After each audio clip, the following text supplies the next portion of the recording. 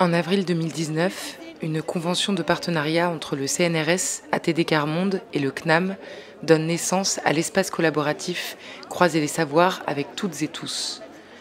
L'objectif est de réfléchir aux questions d'ordre épistémologique, éthique et méthodologique que soulèvent les recherches menées en croisement des savoirs avec des personnes ayant l'expérience de la pauvreté.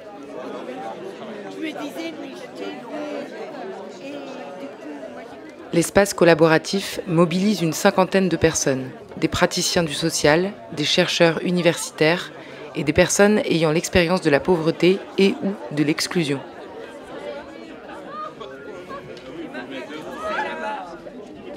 Nous avons enquêté pendant 3 années sur 3 thèmes. 1. Les groupes de pairs. 2. Les freins et leviers à la coproduction. 3. L'évaluation des recherches participatives. Les 15 et 16 novembre 2022, à la Maison des sciences de l'homme de Paris-Nord, nous avons échangé et discuté avec une centaine de personnes, des professionnels, des universitaires et des personnes ayant l'expérience de la pauvreté et ou de l'exclusion. Ce film retrace les résultats de notre enquête. Vous êtes tous acteurs-actrices à un titre ou à un autre de recherche participative et vous y amenez des savoirs différents, des savoirs qui viennent de l'expérience de la pauvreté ou de l'exclusion sociale, des savoirs qui viennent de votre agir professionnel, des savoirs qui viennent de la recherche. Alors dans la salle, il y a aussi le groupe qui a travaillé depuis 3-4 ans, qu'on appelle le groupe de l'espace collaboratif, qui va présenter ses résultats et ses travaux pendant ces 2 journées. Alors comment expliquer l'espace collaboratif ? Disons que c'est un espace qui réunit des praticiennes du travail social, des personnes ayant l'expérience ou vécu la pauvreté et des chercheurs, mais pas forcément que académiques. Il existe des sources de savoir qui ne sont pas prises en compte, qui sont le savoir des personnes qui ont vécu l'expérience de la pauvreté. Il y a des savoirs qui sont connus, qui sont scientifiques, le savoir académique, le savoir de la pratique.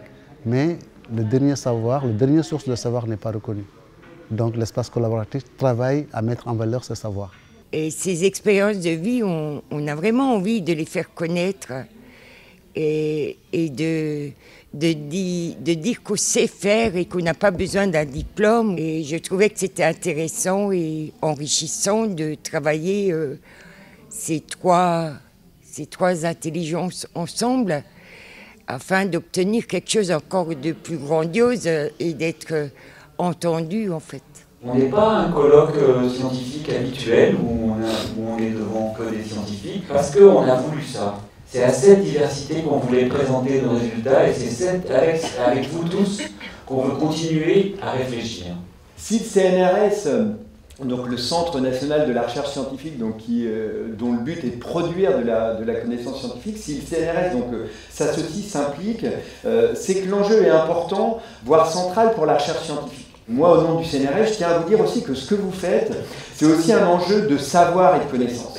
C'est un enjeu de savoir et de connaissance parce que les savoirs et les connaissances ne seront pas exactement les mêmes ou fondamentalement seront différentes si vous arrivez à faire ce travail ensemble. En fait, je suis fier, très très fier, que le CNAM ait participé, soutenu avec ses moyens cette remarquable action de recherche et action citoyenne. Tout ce travail est extrêmement important pour le CNAM car il nous renforce dans nos objectifs de porter des recherches participatives et notamment et surtout des recherches qui permettent de valoriser la parole et les savoirs des plus exclus. ATD Quart Monde travaille avec le monde de la recherche depuis nos premiers jours, il y a plus de 60 ans, mais aussi avec tous ces professionnels impliqués au quotidien avec les plus pauvres. Nous sommes vraiment convaincus que nous ne pourrons éradiquer la grande pauvreté qu'en travaillant tous ensemble. Donc à l'origine du projet, il y a une série de constats. Le premier constat, c'est que l'expérience de la pauvreté ou de l'exclusion, elle amène à des savoirs qui gagnent à être pris en compte. Tout à l'heure, on a entendu Emmanuel Henry du CNRS parler de sciences non faites. Ça fait tout à fait écho à ce constat qu'il y a des savoirs qui ne sont pas assez connus, pas pris en compte, qui mériteraient d'être mis en valeur et d'être croisés avec d'autres. Les recherches participatives, elles ont bien sûr aussi des vertus, des mérites démocratiques. On a parlé ce matin déjà, l'émancipation des uns et des autres, le développement du pouvoir d'agir, et il nous semble qu'on ne met pas assez le projecteur sur ce que ça apporte aux connaissances scientifiques, à la science. Qu'est-ce que ça peut nous apprendre sur comment peuvent se produire les connaissances. Donc ce double enjeu, de reconnaissance scientifique et de lutte contre la pauvreté, c'est bien ce double enjeu qui nous pousse depuis toutes ces années, après toutes les étapes évoquées et racontées par Marianne, de mettre en place l'espace collaboratif, croiser les savoirs avec toutes et tous. Et en fait, nous avons décidé de creuser ensemble la thématique des groupes de pairs et la mixité dans les recherches participatives, la question de la coproduction des savoirs jusqu'au bout, et celle de la validation et évaluation des recherches participatives. On vous laisse écrire. En gros, un mot du coup avec un feu. Il n'y a pas autant de feu, je ne fais pas tout le temps, mais du coup, quand vous avez fini, vous pouvez passer le feu, parce qu'on va.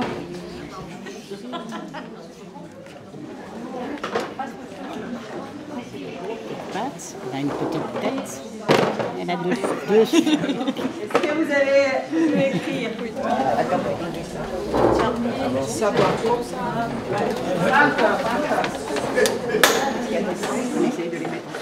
Différence enrichissante, légitimité, proche, écoute, partage, échange, se connaître ou se reconnaître, confrontation. Moi, je fais partie du groupe qui a travaillé sur mixité, non-mixité et l'importance du groupe de pairs dans la co-construction d'un savoir utile pour lutter contre la pauvreté. Et nos résultats majeurs, en tout cas les trois qu'on a voulu mettre en lumière aujourd'hui, ce sont que le groupe de pairs est une condition nécessaire pour pouvoir bien travailler en mixité, dans une alternance groupe de pairs, groupe mixte, que le processus de croisement prend du temps et nécessite un temps qui n'est pas qu'un temps technique de réunion, mais aussi un temps qualitatif où on apprend à se connaître, à se faire confiance. Et la question, le troisième résultat qui est autour des rapports d'inégalité qui existent et qui existent à l'intérieur des groupes de pairs, entre les groupes de pairs, et puis entre les groupes de pairs et les animateurs, l'équipe d'animation, et parfois même peut-être aussi entre les animateurs. Le groupe de pairs, c'est un espace de non-mixité qui réunit des personnes se reconnaissant comme ayant une appartenance et une expérience commune. Il sert à préparer les échanges en groupe mixte. Il permet de rendre visibles des savoirs qui en général ne sont pas pris en compte et qui sont utiles à la connaissance. Déjà, le groupe de pairs est une nécessité parce que déjà, si on imagine les professionnels, ils ont une équipe derrière. Ils ne travaillent pas tout seuls. Même si vous êtes tout seul dans votre bureau, vous avez une équipe directionnelle, une équipe qui vous soutient dans le travail que vous faites. Les chercheurs, pareil, ils ont toute une académie derrière eux. Les personnes en situation de pauvreté ou qui ont l'expérience de la pauvreté, ils n'ont aucun encadrement derrière pour venir apporter leur savoir. Donc du coup, nous, on travaille avec eux dans les groupes de pairs à construire leur savoir puisqu'ils vont le confronter à d'autres. Donc le groupe de pairs n'est pas une fin en soi. C'est juste un outil qui permet à ces personnes de construire un savoir qu'ils puissent partager avec d'autres sources de savoir. Ça a développé des questions qui étaient vraiment intéressantes et puis ça nous menait à aller plus loin. C'est-à-dire qu'on ne manipulait pas, quoi. On nous aidait à parler correctement, à pousser notre capacité parce qu'on sait qu'on a une capacité et quand on voyait qu'on a réussi à développer ce qu'on voulait dire, ça nous a permis de faire un très beau travail sur nous-mêmes, quoi, parce que c'est ce qui nous a donné de la valeur, quoi. Selon l'expression de Nancy Fraser, les publics faibles deviennent des publics forts en groupe de pairs. Mais on a toutefois fait le constat que finalement toutes les catégories de personnes qui participent à l'espace collaboratif avaient besoin des groupes de pairs. La question de la non-mixité est une question qui fait débat. On aurait tendance à penser que ça pouvait être plus utile pour les personnes ayant vécu des situations de pauvreté, ce qu'on appelle certains chercheurs en littérature appellent les publics faibles, et finalement pas du tout. Et que dans notre espace collaboratif, y compris les chercheurs et les praticiennes, revendiquaient la nécessité d'avoir ces temps dans lesquels ils se retrouvent retrouvait entre soi, enfin dans une forme d'entre-soi, et dans lesquelles on pouvait discuter ensemble, parler un même langage, puisque c'est important, pour mieux formuler les choses et revenir vers les autres avec une posture plus constructive d'ailleurs, et pour aller plus loin dans la réflexion et surtout dans la production d'un savoir commun. Alors cette question-là, pour moi, elle est aussi assez fondamentale. Justement parce que je pense qu'aujourd'hui, on est dans un moment où on a besoin de réfléchir les questions de démocratie. L'intuition qu'on a à quelques-uns et quelques-unes depuis déjà un petit moment, c'est que le groupe de pairs, c'est vraiment très intéressant pour retravailler ces questions-là. On considère aussi que ce groupe de pairs doit s'inscrire dans un processus dans lequel on puisse alterner des moments dans lesquels on se retrouve un groupe de pairs avec des moments, un groupe mixte.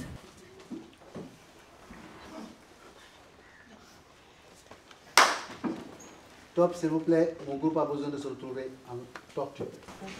On se pose la question de savoir, est-ce qu'on comprend ce qui est en train de se passer ici? Non. Non. On n'a pas compris. On a perdu dans l'idée. Il y a quelque chose là qui m'a vraiment gênée. J'ai trouvé ça violent. Je ne sais pas comment le dire avec les mots justes. Mais vous êtes d'accord avec moi? Vous avez ressenti la même chose? Oui, c'est pareil. Moi, franchement, je pense que là, on a été trop dans l'entre-soi. Là. Non, il va falloir réajuster nos façons de communiquer, s'ouvrir un petit peu, s'il vous plaît. J'ai trouvé que c'était performant, moi, l'histoire de la tortue. De se remettre en groupe de pairs quand on n'arrivait pas à déboucher sur quelque chose dans le débat. Donc on s'est remis, nous, à certains moments, dans la restitution de ce qu'on avait fait. À certains moments, on n'arrivait pas. On s'est remis en groupe de pairs. Donc, et après, on est revenu. Ça a été utile. Moi, j'ai vraiment trouvé très utile qu'on puisse faire ça. Il ne s'agit pas de vouloir privilégier la parole des personnes qui ont l'expérience de la pauvreté, au sens où il faudrait les protéger ou les soutenir particulièrement et tout. Non, c'est qu'en fait, on est dans un tel historique, un tel poids de non-considération que l'urgence, la priorité, c'est de donner de la place à cette parole. Il y a eu quand même un moment, alors en tout cas dans le débat public en France, beaucoup de questionnements sur la non-mixité. De dire, mais la non-mixité, c'est la ségrégation. Et pas la non-mixité, c'est une étape vers la mixité, par exemple. Tu vois. Et on y a pas mal réfléchi, mais après, on a pris le parti de dire, pour nous, en fait, c'est essentiel le groupe de pairs pour aller vers la mixité. Le deuxième ensemble de résultats portait sur coproduction jusqu'au bout. Donc, est-ce que le jusqu'au bout, c'est coproduire un article, coproduire un rapport de recherche ou un film, ou est-ce que ça va au-delà? Et là, l'espace collaboratif a travaillé à réfléchir à ce que ça veut dire quoi, peut-être l'au-delà de la coécriture. Marion, tu parlais de définir ensemble les objectifs, mais aussi tu parlais de règles et d'éthique. Mais alors, qui les définit? On s'est dit qu'une des conditions dans des projets pour co-construire, c'est que l'ensemble des participants puissent se mettre d'accord sur des règles éthiques et des points de repère avant même de commencer.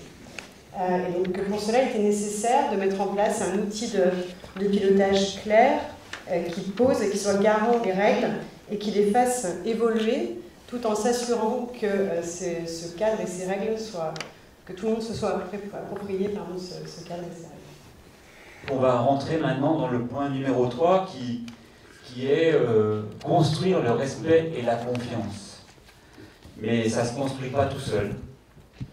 Donc voilà, Vanessa.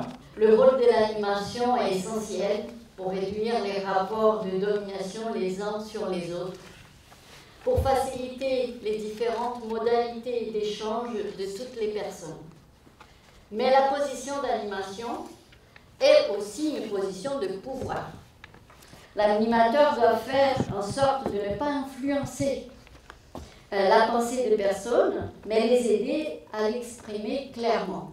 Est-ce que par exemple vous allez exclure, faire en sorte que dans un même groupe de pairs, il n'y ait pas des personnes qui ont des rapports de pouvoir dans d'autres lieux, par exemple un doctorant et son directeur de recherche ou un professionnel, un employé et son cadre par exemple. Et la dernière question, c'est on s'est demandé Pourquoi est-ce que dans le groupe des personnes qui ont vécu l'expérience de la pauvreté, l'animateur n'est pas une personne qui a elle-même vécu cette expérience et qui aurait été formée à l'animation? Je vous propose qu'on se mette à nouveau ici en groupe de pairs pour réfléchir à ces plusieurs points que vous avez dit. Et puis de votre côté, les autres, si vous pouvez aussi contribuer à vous retrouver par 4, par 3, je ne sais plus comment vous étiez, par 2, pour pareil réfléchir à ces propositions-là qui sont faites de réflexion.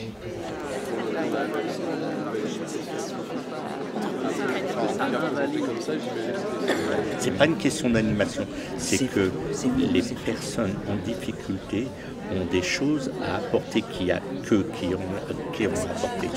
Pour moi, animer, c'est de pouvoir donner la parole aux autres. Si j'anime, je dois me taire. Et moi, je suis dans un état où j'ai pas envie de me taire. Et j'ai pas envie qu'on me fasse taire. J'ai pas envie de fermer ma gueule. Et donc, je refuse d'animer. Au début, évidemment, quand on ne se connaît pas, c'est de voir un peu, voilà, de se voir les uns les autres, et puis qu'on ne se connaît pas, et puis, comment je vais dire, de savoir que c'est des chercheurs et des professionnels, nous on n'a pas l'habitude, du coup on se dit bon ben voilà, qu'est-ce qu'on vient faire là? Est-ce qu'ils vont nous écouter? Est-ce qu'on va être pris au sérieux? Est-ce qu'ils vont vraiment vouloir accepter qu'on soit co-chercheurs? Ben, effectivement avec le temps ça s'est fait, donc voilà. Par exemple pour notre groupe, ce qui nous a aussi permis de nous sentir légitimes, c'était de faire part d'une idée, que cette idée elle a été reprise par les autres groupes, qu'on a pu les travailler en groupe mixte. Et c'est ça aussi qui permet de se sentir légitime, c'est que on partage ces reprises et on participe à l'élaboration d'une pensée du début jusqu'à la fin. Beaucoup de mes amis d'enfance, ou même actuellement je suis beaucoup engagé avec des familles en Belgique, beaucoup ne savent pas lire et écrire. Et quand on dit on veut coproduire jusqu'au bout ensemble, qu'est-ce que ça veut dire pour des gens qui ne savent pas lire et écrire? Et en fin de compte, on a fait toute une technique pour que tout le monde puisse écrire. Et donc, on enregistrait les rencontres, on les décryptait, on les découpait en fonction du thème qu'on voulait écrire. Et puis, on pouvait présenter aux universitaires en disant « Voilà notre travail, qu'est-ce que vous en pensez ?»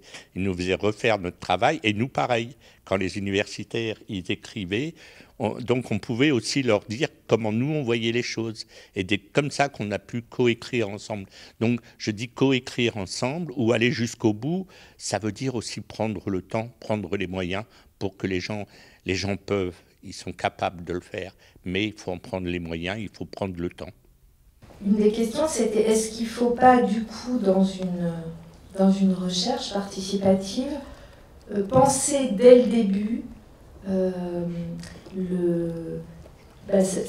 comment on transforme ces nouvelles connaissances en action, comment on va vers de la formation en parallèle, comment on n'est pas que dans la création de connaissances, mais comment on pense tout de suite la mise en œuvre de la transformation. Donc aller jusqu'au bout, c'est aussi activer les résultats, c'est-à-dire dans tous les milieux impliqués dans la recherche participative, qu'il y ait des suites, qu'il y ait des changements, qu'il y ait une transformation, que ce soit dans l'organisme de formation, dans une politique publique, dans un institut de recherche.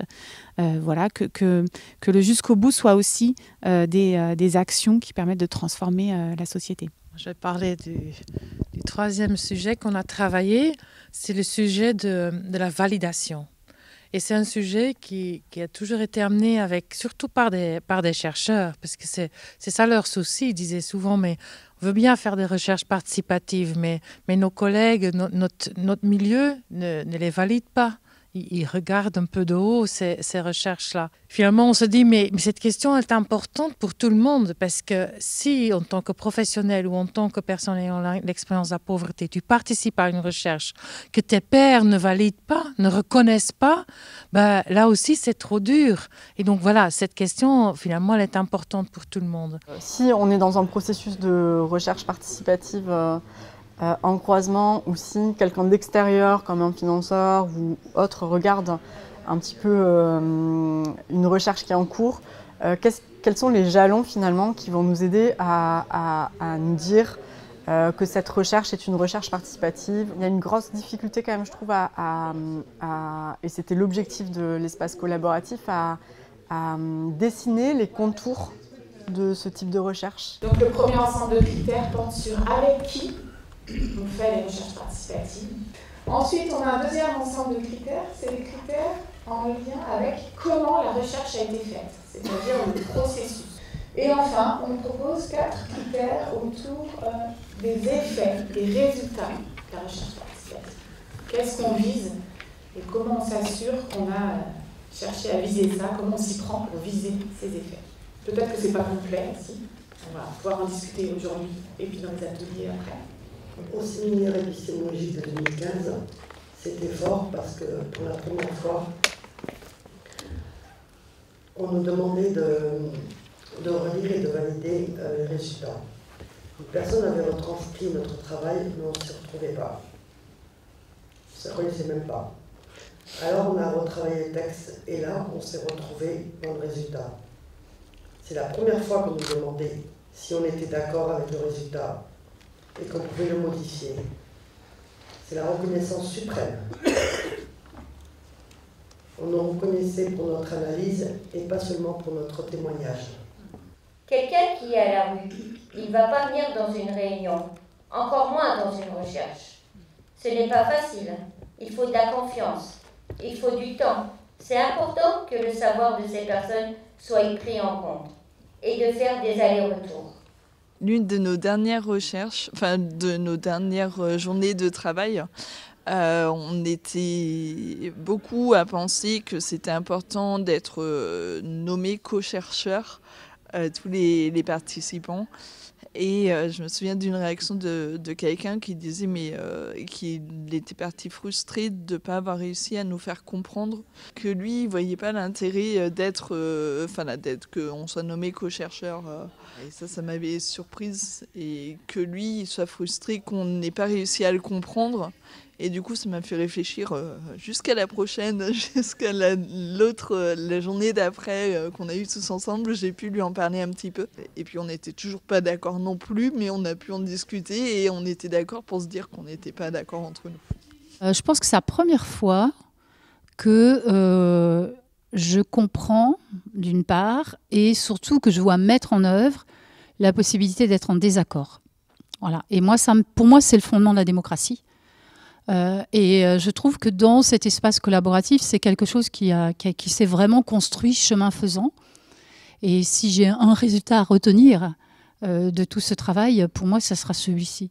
Alors, les praticiens dans notre groupe de l'espace collaboratif, à un moment donné, ils disaient, mais chaque groupe ou chaque personne, et là vous voyez chaque animal, devrait pouvoir dire lui-même en quoi il a développé son pouvoir d'agir. Je pense que c'est ça ce qui amènera en fait du pouvoir d'agir aux personnes. C'est-à-dire en fait si je vois que ce que je dis te transforme, tu me donnes du pouvoir d'agir en montrant mon pouvoir.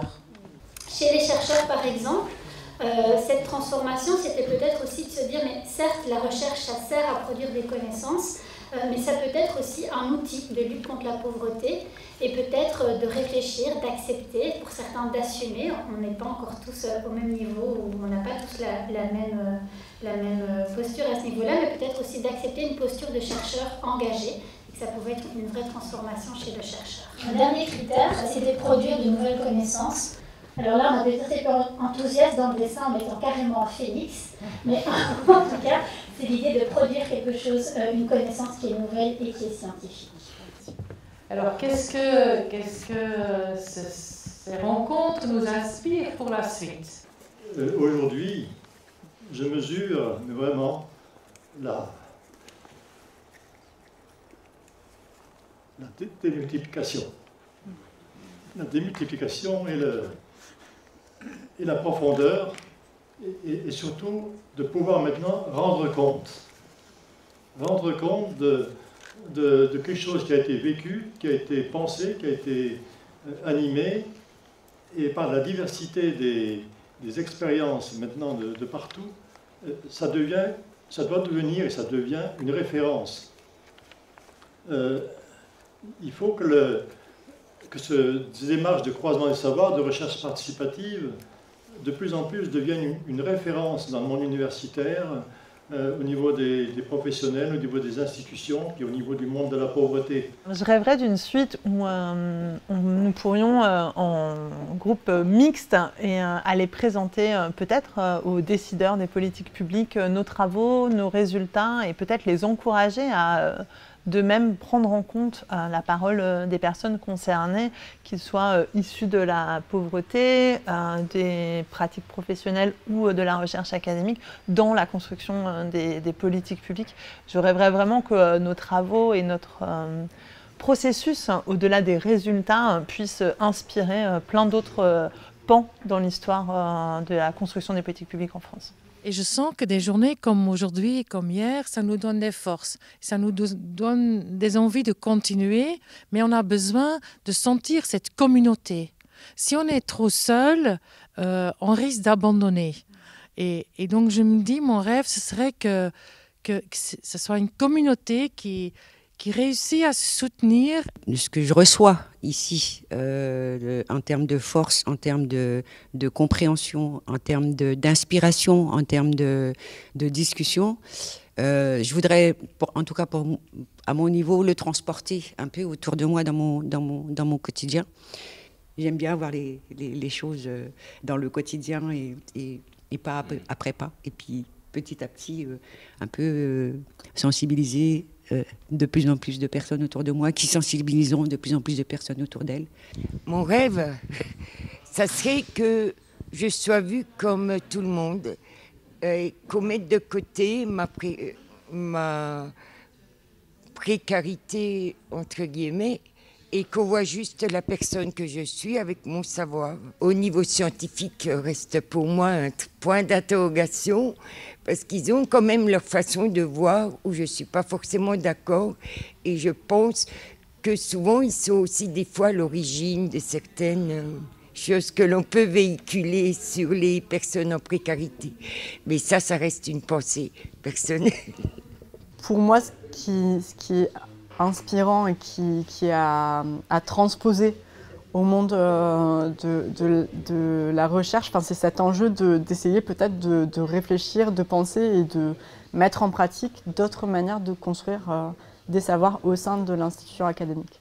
Mon rêve, c'est que, bien sûr, en tant que chercheur, cette expérience, j'aimerais bien qu'elle soit partagée et qu'elle montre non seulement l'intérêt de faire des recherches participatives, mais tout ce que ça peut apporter véritablement en termes de connaissances sur ces questions et connaissances utiles à permettre des véritables changements plus grande au niveau sociétal. Alors bien évidemment là par rapport aux questions de pauvreté, mais on pourrait dire aussi que ça peut servir aussi comme des formes de plaidoyer, ça peut servir pour modifier aussi l'action publique par rapport à ces questions. Si ces recherches participatives qui se développent, elles se posent des questions de fond sur l'éthique, la méthodologie, la manière de réfléchir à réduire les biais liés aux inégalités, à la domination, aux questions de langage, tout ce qu'on a beaucoup travaillé dans ces 2 journées. Si on peut contribuer à la réflexion là-dessus, on sera déjà très, très heureuse, très heureux d'avoir pu contribuer à ça, et on espère que ça va pouvoir se développer. Une continuité, il ne faut pas que ça reste dans le placard. Mais ce serait ici on va avoir le final. Il doit y avoir quelque chose sûrement qui va sortir, et pouvoir le partager évidemment avec d'autres et de montrer que c'est possible de faire, que c'est possible de pouvoir être co-chercheur avec une personne vivant la pauvreté, que c'est pas facile mais que c'est possible. À quand notre reconnaissance de notre savoir? Quand beaucoup de personnes nous reconnaîtront comme un vrai savoir.